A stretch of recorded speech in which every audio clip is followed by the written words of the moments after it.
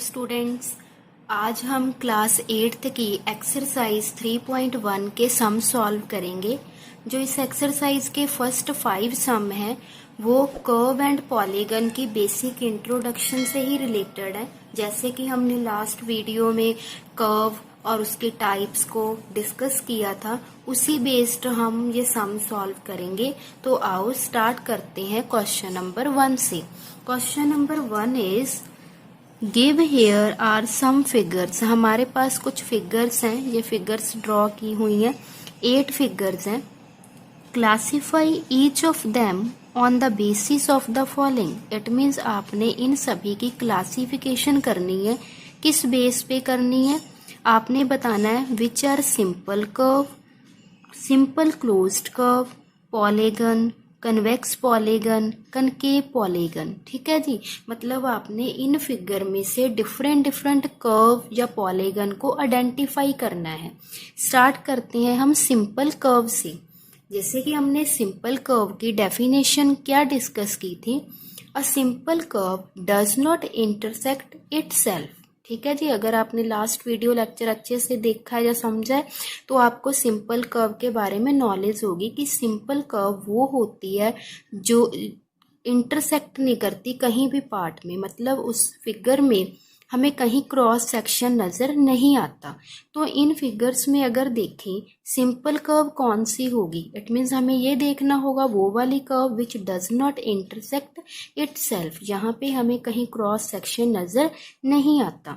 वो है हमारे पास ये वाली फर्स्ट। ठीक है जी, ये देखो, ये भी एक कर्व ही है, चाहे ये सिंपल लाइन सेगमेंट से बनी हुई है ये पॉलीगन है, but polygon is also a curve. ठीक है जी, कर्व क्यों है? क्योंकि पॉलीगन ही एक कर्व का पार्ट है, तो it is also a simple curve. Second figure भी देखो, इसमें कोई क्रॉस सेक्शन नजर नहीं आता, ये भी सिंपल कर्व है। बट ये वाली हमारी सिंपल कर्व्स नहीं है, क्योंकि स्टार में तो आपको पता ही चल रहा है कि यहाँ पे क्रॉस सेक्शन हमें कट आउट नजर आ रहे हैं। जो फोर्थ है ये भी हमारे पास सिंपल कर्व है। ठीक है जी, सिक्स्थ है ये भी हमारे पास सिंपल कर्व है, क्रॉस सेक्शन नजर नहीं आया। और सेवंथ भी हमारे पास सिंपल कर्व है। मतलब एक हमने सिंपल कर्व के बारे में ये भी डिस्कस किया था कि सिंपल कर्व में अगर कोई आप पॉइंट लोगे, जैसे सपोज कर लो यहाँ पे कोई पॉइंट लिया, इस फिगर को आप या तो ऊपर से ऐसे नीचे को ड्रॉ कर सकते हो या फिर यहाँ डाउनवर्ड से आप अपवर्ड जा सकते हो। जो भी हमने फिगर सिलेक्ट की हैं उन पे ये प्रॉपर्टी अप्लाई होती है कि इन फिगर में अगर आप कोई पॉइंट लोगे आप उनको 2 वे से ड्रॉ कर सकते हो उसी पॉइंट को यूज करके। तो हमारी सिंपल कर्व कौन सी है? First, second, fifth, sixth and seventh. अगर हम इनकी बात करें, यहाँ पे तो हमें पता है कि क्रॉस सेक्शन नजर आ रहा है, ये सिंपल कर्व हो ही नहीं सकती। अब एक क्वेश्चन ये होगा कि यहाँ पे तो हमें क्रॉस सेक्शन नजर नहीं आ रहा, तो हमने इसको सिंपल कर्व क्यों नहीं कहा? क्यों? क्योंकि एक चीज तो ये है कि हमें ये कर्व ड्रॉ करने के लिए एक आपको कर्व के केस में ये भी याद रखना है कि जो कर्व होती है वो कॉन्टिन्यूस फिगर होती है, मतलब वो हम बिना पेन उठाए ड्रॉ करते हैं। अगर हम ये इंटरनल सर्कुलर पार्ट ड्रॉ करेंगे तो आउटर सर्कुलर पार्ट को ड्रॉ करने के लिए हमें अपने मार्कर पेन पेंसिल को उठाना पड़ेगा ना। इट मीन इसी कारण ये सिंपल कर्व, ये कर्व है नहीं है। क्यों? क्योंकि इसमें हमें क्या करना है, ये कॉन्टिन्यूस नहीं है। इसको ड्रॉ करने के लिए हमें अपना पेन पेंसिल एक बार अपनी कॉपी से उठाना पड़ेगा। ठीक है जी, ऐसी हमारे पास ये भी हमारी सिंपल कर्व नहीं है। तो आपको पता चल गया सिंपल कर्व कौन सी है? First, second, fifth, sixth and seventh. Then अगर हम सेकंड की बात करें, simple closed curve, it means वो वाले कर्व जो सिंपल कर्व हैं बट अगर वो क्लोज्ड हैं तो हम उनको बोल सकते हैं सिंपल क्लोज्ड कर्व। मतलब हमने ऐसी सिंपल कर्व्स देखनी है जो क्लोज्ड होंगी, जो हमने आइडेंटिफाई की है। फर्स्ट, क्या ये सिंपल क्लोज्ड कर्व है? यस, क्योंकि सिंपल कर्व तो ये है ही है, कहीं पे इंटरसेक्ट नहीं कर रही, एंड ये क्लोज्ड भी है। और सेकंड भी it is also a closed figure. Fifth को हमने सिंपल कर्व कहा था, ये भी क्लोज्ड है, दैट मीन्स फिफ्थ भी सिंपल क्लोज्ड कर्व है। सिक्स्थ एंड सेवंथ भी कहीं से ऊपर नहीं नजर आए, it means sixth and seventh are also simple closed curve. It means हमारा जो फर्स्ट और सेकंड का आंसर है वो सेम है। डन, क्योंकि यही वाली जो फिगर्स हैं first second third, first second fifth sixth and seventh, ये सिंपल कर्व भी हैं और ये सभी फिगर्स क्लोज्ड फिगर भी हैं। तो फर्स्ट के लिए हमारा आंसर सेम है। आप अपनी कॉपी पे ऐसे ड्रॉ कर सकते हो, जैसे सिंपल कर्व है उसके लिए भी ये 5 फिगर्स ड्रॉ कर सकते हो, और सिंपल क्लोज्ड कर्व है उसके लिए भी हमारा यही 5 फिगर्स आ जाएंगी हमारे पास। डन। नेक्स्ट हम बात करते हैं पॉलीगन की। अब इन्हीं फिगर में से आपने पॉलीगन को बताना है। जैसे कि हमारे पास fourth, first and second figure, हमने इसको पॉलीगन कहा है। इन्हीं को पॉलीगन क्यों कहा, तो इसके लिए हम डेफिनेशन को चेक करते हैं। पॉलीगन की डेफिनेशन क्या होती है? A polygon is a simple closed curve. Polygon भी एक सिंपल क्लोज्ड कर्व होती है, but made up of only line segments. But वो बनी किससे होती है? सिर्फ और सिर्फ लाइन सेगमेंट से बनी होती है। मतलब पॉलीगन के केस में आपको कहीं भी ऐसे कुछ सर्कुलर पार्ट या फिर कोई और डिजाइन नजर नहीं आएगा, आपको जस्ट और जस्ट लाइन सेगमेंट्स ऐसे नजर आएंगे। तो यही वाली हमारी फिगर्स हैं। These are closed curve and made up of only line segment. मतलब सिर्फ और सिर्फ ये किससे बनी हुई है? लाइन सेगमेंट की हेल्प से। ठीक है जी। पॉलीगन कौन सी फिगर्स हैं? एक फोर्थ है, एक फर्स्ट है एंड एक सेकंड है। आप चेक भी कर सकते हो कि इनके अलावा कोई पॉलीगन है आपके पास। हमने फर्स्ट को पॉलीगन कहा, yes. Second is also polygon, but third हमारी पॉलीगन नहीं है। क्यों? क्योंकि इसमें ये लाइन सेगमेंट तो इसमें यूज ही नहीं हुए। फिर हमने फोर्थ को भी पॉलीगन कहा, ये भी सही है। क्यों? क्योंकि जस्ट ये सिर्फ और सिर्फ किससे बनी हुई है? लाइन सेगमेंट की हेल्प से। इन सभी फिगर्स में जो लास्ट 4 हैं ये पॉलीगन क्यों नहीं है? क्योंकि इनमें कहीं ना कहीं हमें सर्कुलर पार्ट नजर आ रहा है, ये सिर्फ लाइन सेगमेंट की हेल्प से नहीं ड्रॉ की गई है। तो पॉलीगन के लिए आपकी क्लासिफिकेशन में कौन कौन सी फिगर्स आएंगी? First figure, second figure and fourth figure, these are polygon. क्यों है? Because these are simple closed curve and made up of only line segments. Done.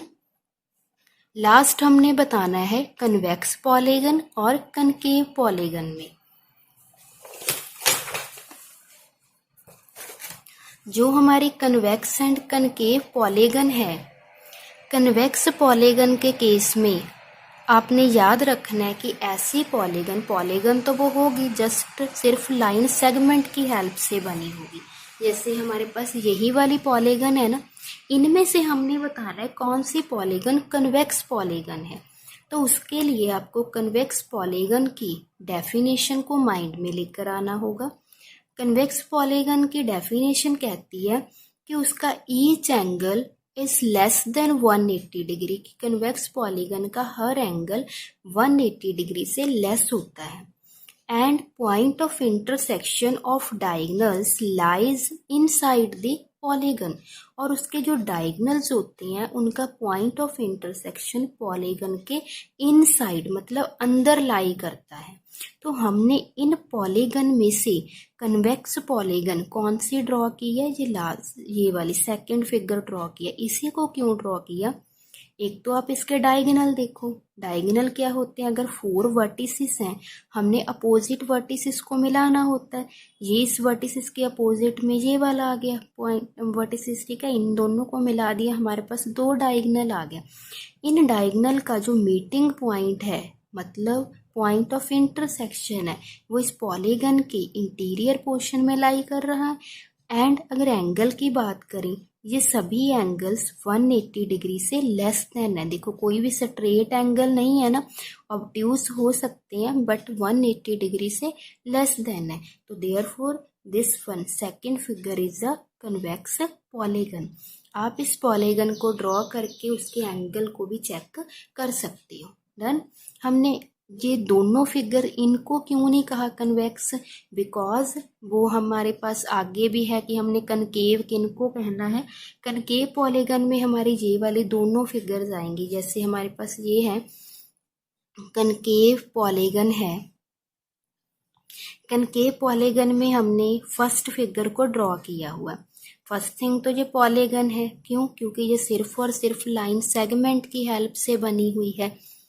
और इसका जो कनकेव पॉलीगन की डेफिनेशन को भी अगर आप देखो तो कनकेव पॉलीगन वो वाली पॉलीगन होती है जिसमें कोई ना कोई एक एंगल, मतलब any angle of the polygon is greater than 180 but less than 360। मतलब किसी भी पॉलीगन का अगर एक एंगल 180 डिग्री से ग्रेटर देन हुआ और 360 से लेस देन हुआ, मतलब रिफ्लेक्स एंगल हुआ, तो उस पॉलीगन को बोलेंगे कनकेव पॉलीगन। मतलब आपका कोई भी एंगल 180 से बड़ा होगा या 360 से छोटा होगा तो उसको क्या बोलेंगे?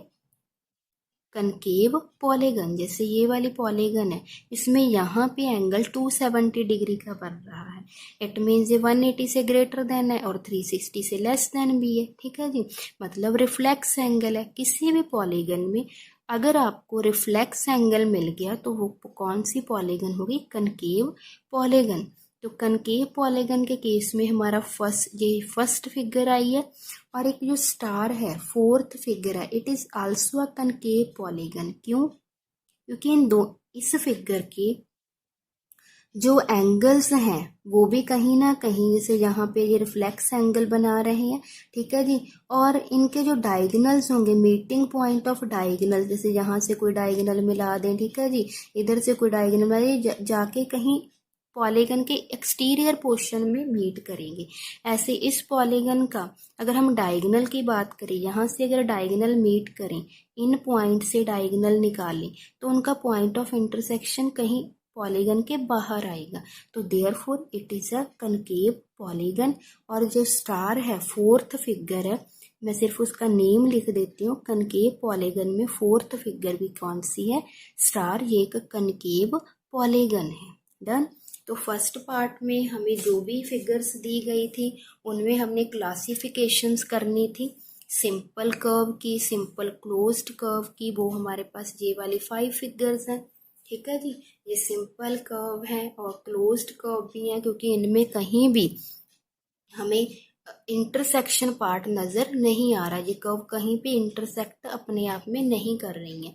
फिर हमने पॉलीगन को डिस्कस किया। पॉलीगन कौन सी होती है? वो फिगर जो क्लोज्ड भी हो और सिर्फ लाइन सेगमेंट की हेल्प से बनी हो, वो हमारे पास ये वाली फिगर्स हैं। 3 फिगर्स हैं 8 फिगर में से जो पॉलीगन्स हैं। लास्ट में हमने कन्वेक्स और कनकेव पॉलीगन को डिस्कस किया।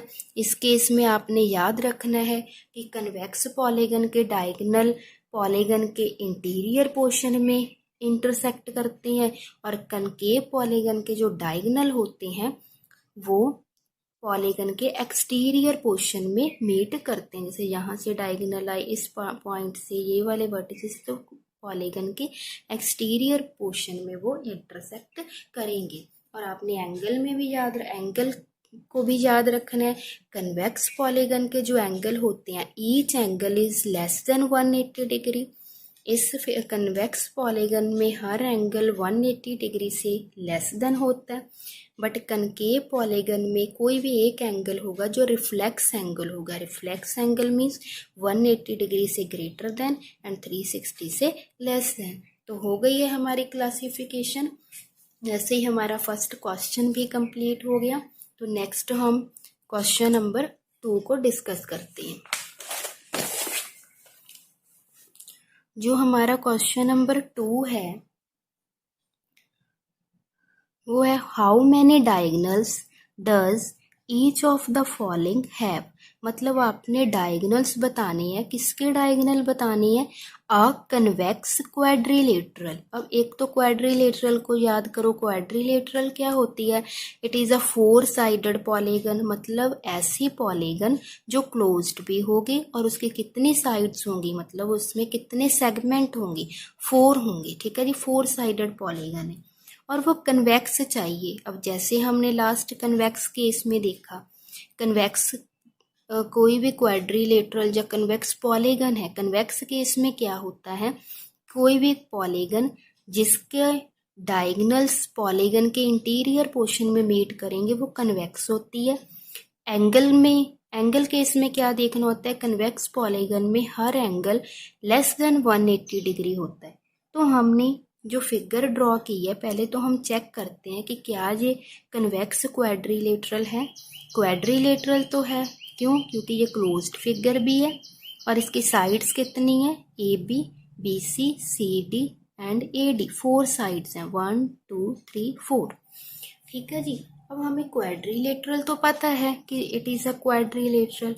कन्वेक्स है, क्यों है, क्योंकि इसका हर एंगल 90 डिग्री का है, it means less than 180 degree है।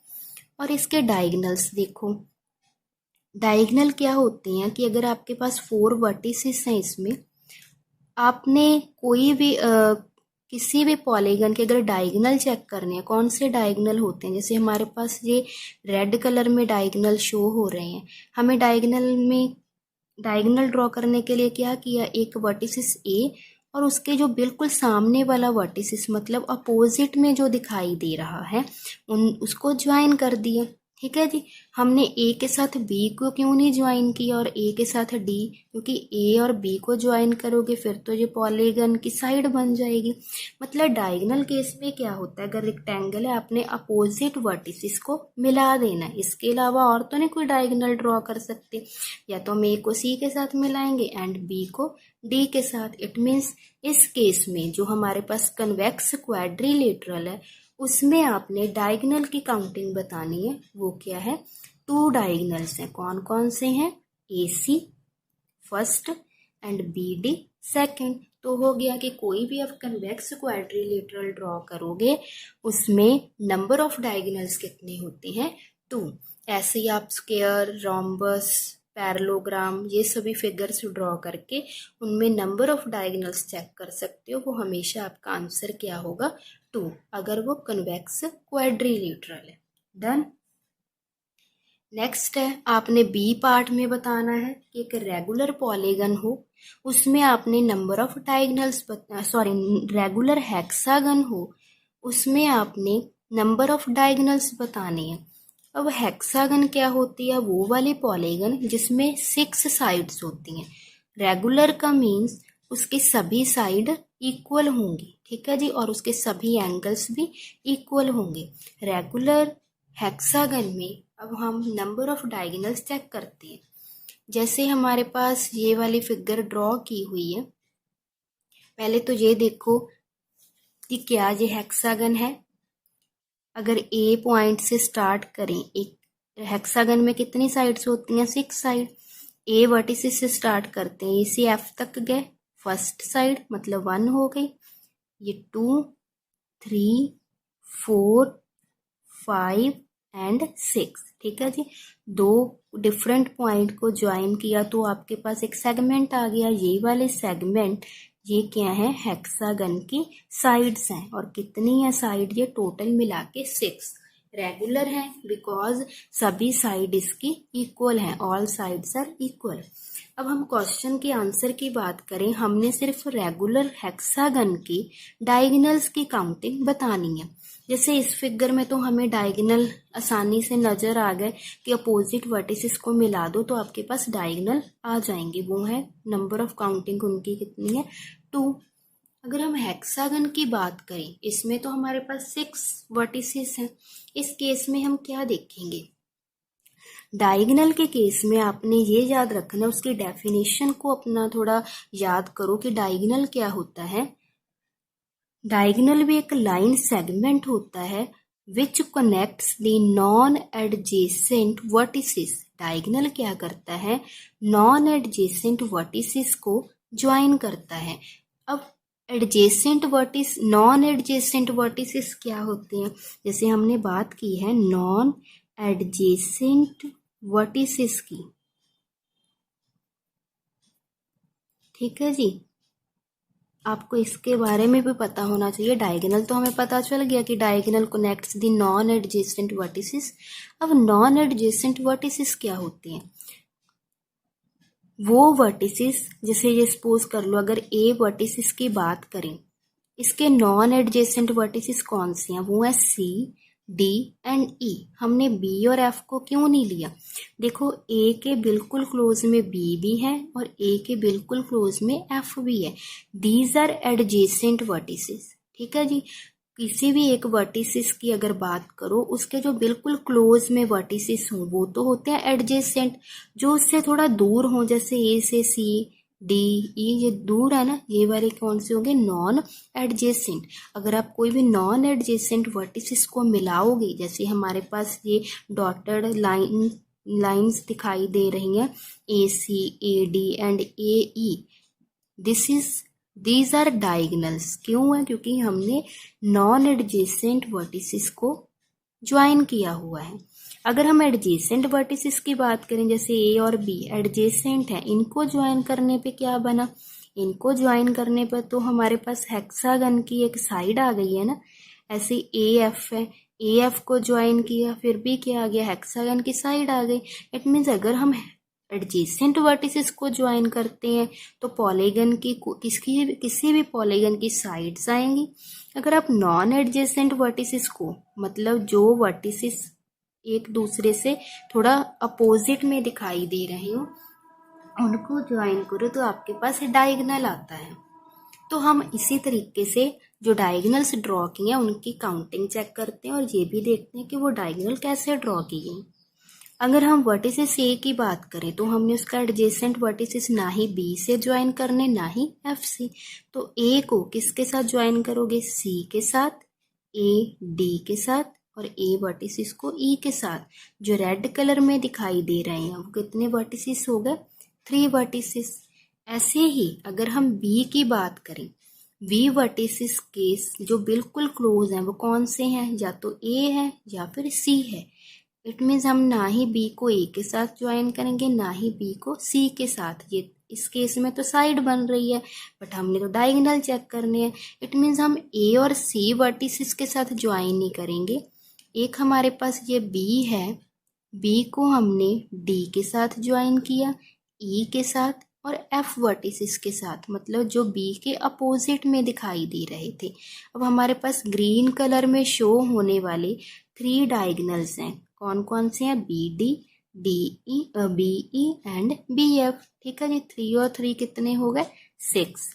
अब हमने नेक्स्ट देखना है, अगर हम सी पॉइंट से स्टार्ट करें। अब सी के हमने नॉन एडजेसेंट वर्टिसेस लेनी है। नॉन एडजेसेंट वर्टिसेस मतलब डी और बी, इनको हमने यूज नहीं करना। हम सी को ए के साथ मिलाएंगे, एक हमारे पास सी ए, वो वाला डायगोनल आ जाएगा। बट वो हमने यहाँ पे मेंशन नहीं किया हुआ सी ए, बिकॉज क्योंकि हमने ए सी को पहले ही नोट डाउन किया हुआ है। चाहे डायगोनल तो एक ही है ना, चाहे हम उसका ए सी नेम लिख दें चाहे हम उसका सी ए, उसको हम 1 ही काउंट करेंगे। तो हम ए से के बाद यहाँ पे आते हैं, सी को एफ के साथ ज्वाइन किया, एक ये डायगोनल आ गया, और सी को ई के साथ ज्वाइन किया, तो हमें 2 नए डायगोनल मिल गए हैं, वो है सी एफ एंड सी ई।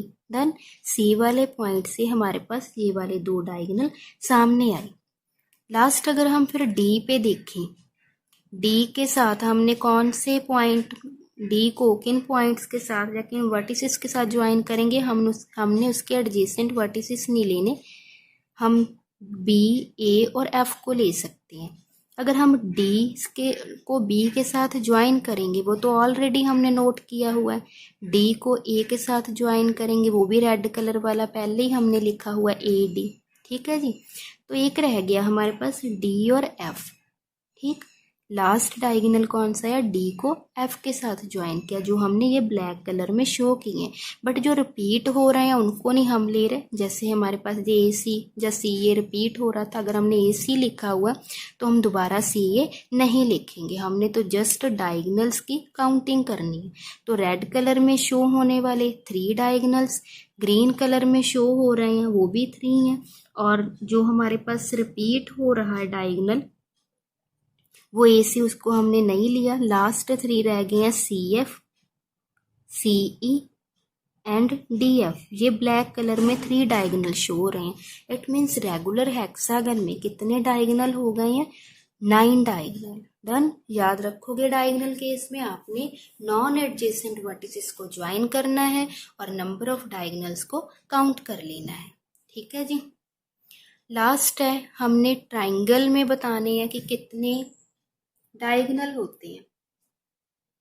अब ट्राइंगल क्या होती है? Triangle is a 3 sided polygon, मतलब इसमें 3 साइड होंगी, ऐसी पॉलीगन होगी। ठीक है जी।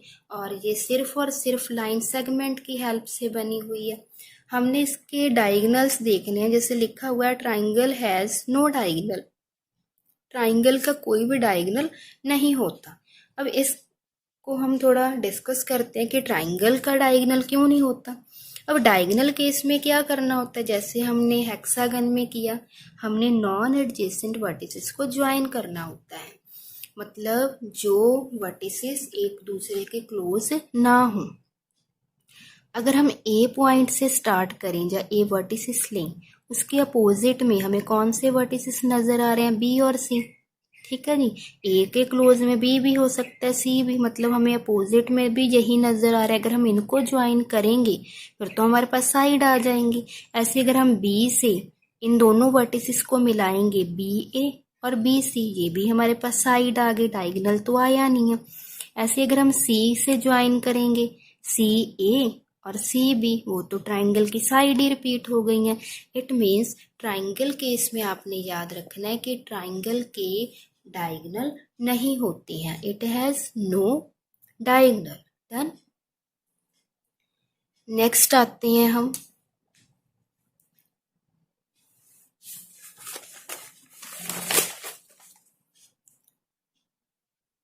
क्वेश्चन नंबर 3 पे।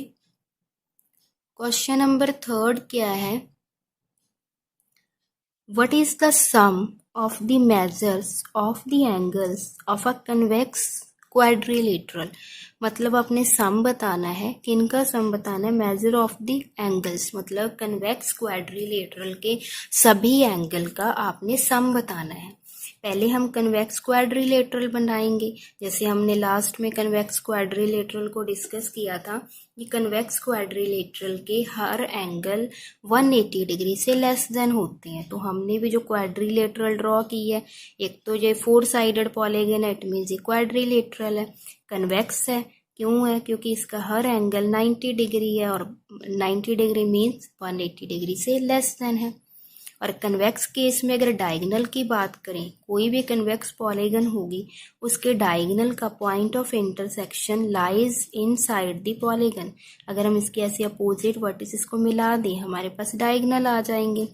और डायगोनल का जो पॉइंट ऑफ इंटरसेक्शन होगा वो इस क्वाड्रिलेटरल के इंटीरियर पोर्शन में लाई करेगा। चलो, हमने तो इस कन्वेक्स पॉलीगन के सभी एंगल का सम देखना है। पहले हमने बस ये डिस्कस किया कि ये कन्वेक्स क्वाड्रिलेटरल क्यों है, रेक्टेंगल बनाई हुई है, ये कन्वेक्स क्वाड्रिलेटरल है because each angle is less than 180 degree of a rectangle. अब इसके हम सभी एंगल का सम देखते हैं। 90, ये भी 90, ये भी 90, ये भी 90 डिग्री, मतलब 490 एंगल हैं। तो इनका एंगल सम कितना होगा?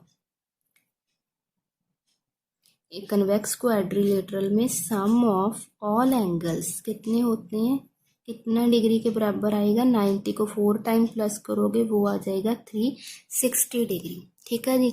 ये तो हमारा क्लियर होगा यहाँ तक फर्स्ट क्वेश्चन कि आप कोई भी कन्वेक्स क्वाड्रिलेटरल बनाओ, जरूरी नहीं कि आपने रेक्टेंगल या स्क्वायर ही बना, मतलब रेक्टेंगल स्क्वायर ही बनाना है। आप रोम्बस भी बना सकते हो, पैरेललोग्राम भी बना सकते हो। उसके सभी एंगल का सम 360 डिग्री ही आएगा।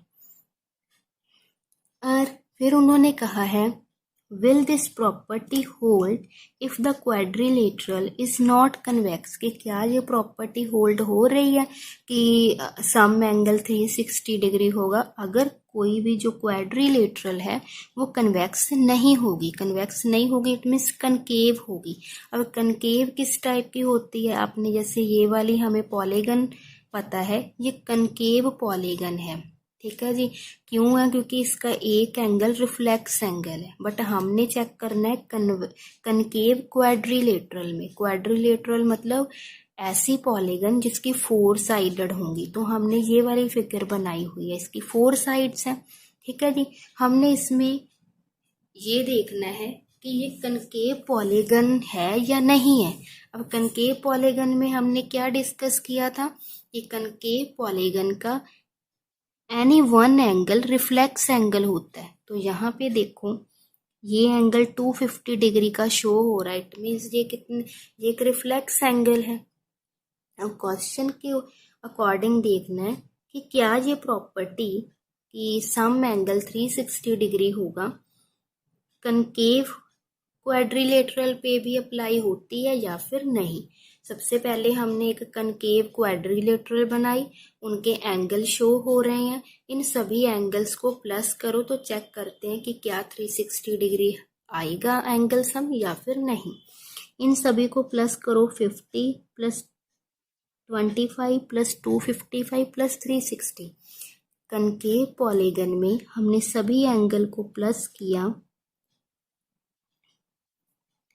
255 डिग्री प्लस 30 डिग्री, ये आ गया हमारे पास ऐड करके 360 डिग्री। ठीक है जी। इट मीन्स हमने एक कनकेव पॉलीगन ड्रॉ की, कनकेव क्वाड्रिलेटरल ड्रॉ की। सॉरी, पॉलीगन तो ये वाली है। ठीक है, ये पॉलीगन है। हमने क्वाड्रिलेटरल के केस में चेक करना था, मतलब ऐसी पॉलीगन जिसमें 4 साइडेड होंगे। 4 साइडेड पॉलीगन ड्रॉ की, उसके सभी एंगल्स शो किए, इन एंगल्स को प्लस किया तो हमारे पास क्या आ गया 360 डिग्री। तो हम क्या कह सकते हैं, yes this property also hold in case of quadrilateral, in case of concave quadrilateral. ठीक है जी। इस फिगर में हमने क्यों नहीं चेक किया, क्योंकि ये वाले फिगर कनकेव पॉलीगन है बट ये क्वाड्रिलेटरल नहीं है। क्यों? क्योंकि इसकी साइड्स हैं 1 2 3 4 5, इसमें 5 साइड्स हैं। ये क्वाड्रिलेटरल नहीं थी। ये हमने इसलिए सिर्फ शो करने के लिए दिखाया हुआ है कि इस टाइप की कनकेव पॉलीगन होती है जिसमें एक एंगल रिफ्लेक्स एंगल होता है। डन। नेक्स्ट है हमारे पास question number 4। Question number 4 is, what can you say about the angle sum of a convex polygon with number of sides? Question का मीनिंग है कि अगर आपने डायग्राम्स ड्रॉ करके, जैसे इस क्वेश्चन में तो हमने डायग्राम्स को ड्रॉ किया, फिर उसमें देखा कि एंगल सम कितना आएगा। बट जो 4th क्वेश्चन है उसमें पूछा गया है कि आप क्या कहोगे एंगल सम के बारे में of a convex polygon. Polygon हमारी कन्वेक्स ही होगी with number of sides. It means कि अगर आपको नंबर ऑफ साइड्स ही दे दी जाए कि किसी भी पॉलीगन की कितनी साइड्स हैं, फिर उस केस में आप एंगल सम कैसे बताओगी। तो आपके लिए तो क्वेश्चन है कि 7 साइडेड वाली पॉलीगन का एंगल सम बताओ, 8 साइडेड पॉलीगन का एंगल सम बताओ, 10 साइडेड पॉलीगन का एंगल सम बताओ, n साइडेड मतलब जिसमें नंबर ऑफ साइड्स n होंगी उस पॉलीगन का आपने एंगल सम बताना है। अब इस क्वेश्चन के लिए हमें ड्रॉ नहीं करना, कन्वेक्स पॉलीगन को अपने ड्रॉ किए बिना बताना है कि कन्वेक्स पॉलीगन में सभी एंगल का सम कितना होता है। उसके लिए एक फॉर्मूला होता है, जैसे आपकी बुक के क्वेश्चन नंबर 4 में एक टेबल दिया हुआ है। जैसे ये टेबल है, एग्जामाइन द टेबल, कि आपने टेबल को देखना है, उसमें से क्या एग्जामाइन करना है, चेक क्या करना है। Each figure is divided into triangle and sum of the angle reduced from that। जैसे ये वाली फिगर्स ड्रॉ की हुई हैं, उसमें आपको नंबर ऑफ साइड्स बताई हुई हैं और उनमें एंगल सम चेक किया हुआ है। जैसे फर्स्ट है, ये ट्राइंगल है, ये सभी को पता है कि ट्राइंगल की कितनी साइड्स होती हैं 3 साइडेड, और उस 3 साइड होती हैं और सभी एंगल का सम कितना होता है 180 डिग्री। ये वाली प्रॉपर्टी तो हम 6th में कर लेते हैं, एंगल सम प्रॉपर्टी नहीं करते, जिसमें पता चलता है कि कोई भी ट्राइंगल होगी उसके सभी एंगल का सम कितना होगा 180 डिग्री। फिर हमारे पास एक क्वाड्रिलेटरल ड्रॉ की हुई है जिसकी 4 साइड्स हैं। उन्होंने एंगल सम कैसे फाइंड किया, मेंशन है 2 इंटू 180। ठीक है जी। अब 2 इंटू 180 का रीजन नीचे लिखा गया है। क्या है, 2 कैसे आया, 4 में से 2 को माइनस किया तो 2 आ गया, इंटू 180 डिग्री। अब नेक्स्ट अगर हम इस फिगर में देखें, इसमें कितनी साइड्स हैं, 5 साइड है। इसमें एंगल सम क्या बताया, 3 इंटू 180। ठीक है जी। उसमें क्या लिखा है, 5 माइनस 2। अब इन दोनों में कुछ सिमिलैरिटी है एंगल सम में। अगर चेक किया जाए, अगर पॉलीगन 4 साइडेड है तो एंगल है, जब एंगल सम देखते हैं तो 180 में से 180 को 2 से मल्टीप्लाई किया, मतलब 4 में से 2 माइनस किए। ठीक है जी। जब 5 साइडेड पॉलीगन है तो 180 को 3 से मल्टीप्लाई किया, मतलब 5 में से 2 को माइनस किया गया। अगर हमारे पास 6 साइडेड पॉलीगन है तो एंगल सम में 4 को 180 से मल्टीप्लाई किया गया, इट मीन 6 में से 4 माइनस किए गए, जैसे कि हमारे पास ये मेंशन किया गया है। अगर क्वाड्रिलेटरल है तो 180 डिग्री के साथ किसे मल्टीप्लाई करेंगे, 4 माइनस 2 को। 4 क्या है, number of side of a polygon, 2 हमारे पास फिक्स है। ऐसे ही हमारे पास 5 साइडेड पॉलीगन में 180 डिग्री से किसको मल्टीप्लाई किया गया, 5 माइनस 2। 5 क्या है, number of sides, 2 fix number है। ऐसे अगर पॉलीगन 6 साइडेड है तो ब्रैकेट है 6 माइनस 2, 6 है नंबर ऑफ साइड एंड 2 हमारे पास फिक्स है। इट मीन्स यहाँ से हमारे पास एक फॉर्मूला बन रहा है कि एंगल सम फाइंड करने के लिए आपके पास ऐसे टेबल दिया गया, इस टेबल से एक फॉर्मूला वेरीफाई हो सकता है, फॉर्मूला ड्राइव कर सकते हैं कि कोई भी पॉलीगन होगी, अगर आपने उसके एंगल सम देखने, जैसे इसमें किया गया 4 में, हमने हर केस में यही देखा, जितनी साइड पॉलीगन की साइड्स हैं उनमें से 2 माइनस किया और हर ब्रैकेट को 180 डिग्री से मल्टीप्लाई कर दिया। तो इट मीन्स हमारे पास फॉर्मूला आ गया एंगल सम फाइंड करने के लिए, जब नंबर ऑफ साइड्स गिवन होंगी, वो है, लिख लेते हैं, angle sum for any polygon is n-2 into 180 degree. ठीक है जी। जितनी भी पॉलीगन की साइड होगी उसमें से 2 को क्या कर देंगे, minus, then multiply by 180 degree. ये फॉर्मूला आपने याद रखना है। इसी फॉर्मूले के बेस से हमने ये चारों पार्ट्स सॉल्व करने हैं। अब क्वेश्चन को सॉल्व करते हैं। हमने एंगल सम बताने हैं कन्वेक्स पॉलीगन के with number of sides. First है 7, कि अगर पॉलीगन की 7 साइड हैं, इट मीन्स 7 साइडेड पॉलीगन है, फिर एंगल सम कितना होगा, तो फॉर्मूला अप्लाई करेंगे। n means number of sides, number of sides है 7, क्या माइनस करना है, 2 इंटू 180 डिग्री। 7 में से 2 माइनस किए, कितना आएगा, 5। 5 को 180 से मल्टीप्लाई किया, 18 5 दा 90। ठीक है जी। साथ में क्या आ गई, 0, तो इट मीन्स आ गया 900 degree.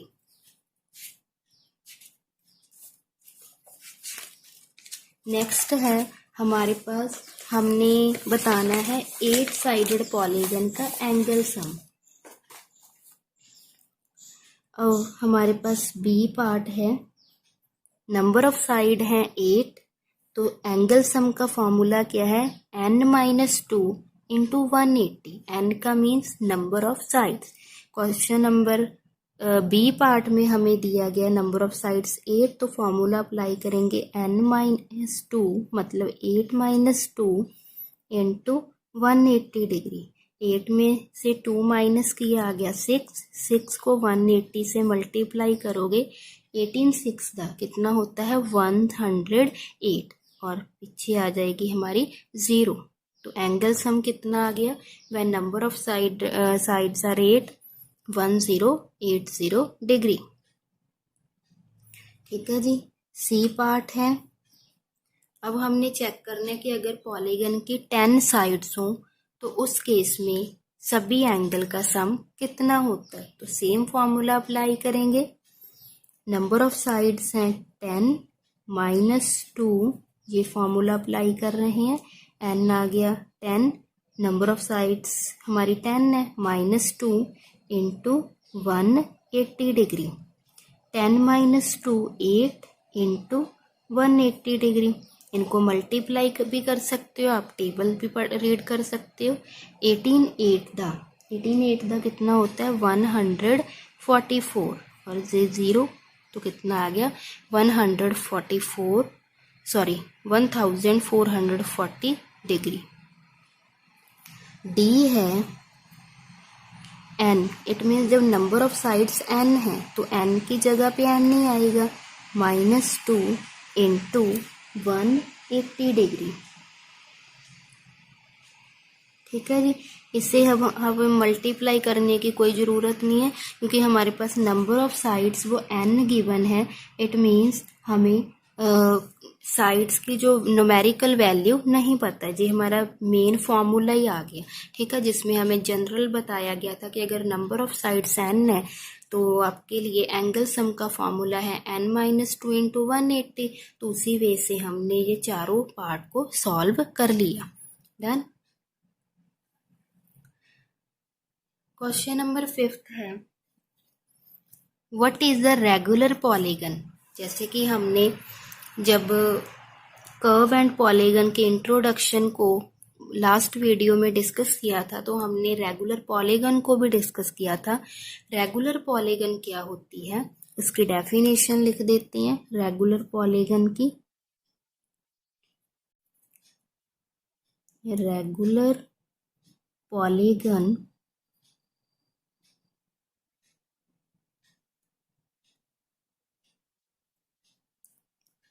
it is both equiangular मतलब इसके सभी एंगल सेम होते हैं। एंड इक्विलेटरल का मतलब पॉलीगन की सभी साइड्स इक्वल होंगी। डन। तो रेगुलर पॉलीगन का मीनिंग समझ गए हो, it is both equiangular and equilateral, मतलब रेगुलर पॉलीगन के सभी एंगल और सभी साइड इक्वल होती हैं। नेक्स्ट है state the name of a regular polygon. आपने रेगुलर पॉलीगन के नेम बताने हैं। फर्स्ट है 3 साइड्स, जिसमें कितनी साइड्स हो 3 साइड्स। अब 3 साइड हैं तो इससे आपको पता चल गया होगा कि 3 साइडेड पॉलीगन कौन सी होती है, वो तो ट्राइंगल केस ही आएगा। बट ट्राइंगल की भी 3 टाइप्स होती हैं अकॉर्डिंग टू, अगर हम उनको साइड्स या एंगल के अकॉर्डिंग क्लासीफाई करें। हमने वो वाली ट्राइंगल लेनी है जिसमें सभी साइड और सभी एंगल इक्वल होंगी। वो कौन सी ट्राइंगल होती है, इक्विलेटरल ट्राइंगल। तो फर्स्ट का आंसर आ गया इक्विलेटरल ट्राइंगल। ठीक है जी, इक्विलेटरल ट्राइंगल में ही सभी ट्राइंगल की तीनों साइड भी इक्वल होती हैं और एंगल भी, हर एंगल 60 डिग्री का होता है। हर एंगल 60 डिग्री का आएगा तो एंगल सम 180 डिग्री हो जाएगा। ठीक है जी, नेक्स्ट हमने बतानी है कि रेगुलर पॉलीगन होगी। रेगुलर पॉलीगन का नेम बताना है जिसकी 4 साइड्स होती हैं। अब 4 साइड वाली पॉलीगन तो रेक्टेंगल भी होती है, पैरेललोग्राम भी होती है, रोम्बस भी होती है। ठीक है जी, बट अगर हम रेक्टेंगल की बात करें, रेक्टेंगल का रेक्टेंगल में जस्ट अपोजिट साइड्स इक्वल होती हैं, मतलब ऑल साइड इक्वल नहीं होती, तो हम रेक्टेंगल को रेगुलर पॉलीगन नहीं कह सकते। पैरेललोग्राम केस में भी अपोजिट साइड्स ही इक्वल होती हैं। ठीक है जी, तो वो भी रेगुलर पॉलीगन नहीं होगी। रोम्बस में अगर ऑल साइड्स इक्वल होती हैं तो एंगल इक्वल नहीं होते। तो हमारे पास एक केस बचा 4 साइडेड पॉलीगन में, जो रेगुलर पॉलीगन होगी वो है स्क्वायर। ठीक है। इसमें सभी साइड्स इक्वल होती हैं एंड ऑल एंगल्स भी 90 डिग्री के होते हैं। 4 एंगल्स होते हैं और चारों के चारों ही एंगल कितने डिग्री के होते हैं? 90 डिग्री के। It means square is a regular polygon of 4 sides. Last है, हमने बताना है रेगुलर पॉलीगन हो जिसकी नंबर ऑफ साइड्स होती हैं 6, वो हमारे पास है जिसमें 6 साइड हों, वो होती है हेक्सागन। अगर वो रेगुलर चाहिए तो हम उसका नाम लिख देंगे रेगुलर हेक्सागन। ठीक है जी। 6 साइड के लिए तो हेक्सागन ही होगी, बट अगर वो रेगुलर है तो इट मीन्स हम भी लिख देंगे रेगुलर हेक्सागन। उसकी सभी एंगल और सभी साइड्स इक्वल ड्रॉ करेंगे या इक्वल होंगी। डन। तो ये भी हो गया कि आपके पास रेगुलर पॉलीगन, वो से डिस्कस करना था क्या होती है regular polygon. Both equiangular and equilateral. फिर आपको नंबर ऑफ साइड्स गिवन थी, उन साइड्स के बेस पे आपने रेगुलर पॉलीगन के नेम लिखने थे। 3 साइडेड रेगुलर पॉलीगन कौन सी होती है? Equilateral triangle. 4 sided regular polygon square and 6 sided regular polygon regular hexagon. Done. अब हमारे 5 क्वेश्चन हो गए हैं। जो लास्ट हमारे पास 6th और 7th क्वेश्चन है उसमें हमने थोड़ा सॉल्व करना होता है, बट जो फर्स्ट से लेके 5 तक सम है ये तो हमारी कर्व एंड पॉलीगन की क्लासिफिकेशन पे ही बेस्ड थे सम। ठीक है जी। नेक्स्ट जो 6th और 7th सम है इस एक्सरसाइज के वो हम नेक्स्ट वीडियो में करेंगे। तो आप फर्स्ट से लेके 5 सम अच्छे से समझ भी लेना और अपनी कॉपी पे नोट डाउन भी कर लेना। अगर कोई प्रॉब्लम हो तो प्लीज़ आप अपने डाउट को क्लियर भी कर सकते हो। Thanks for watching.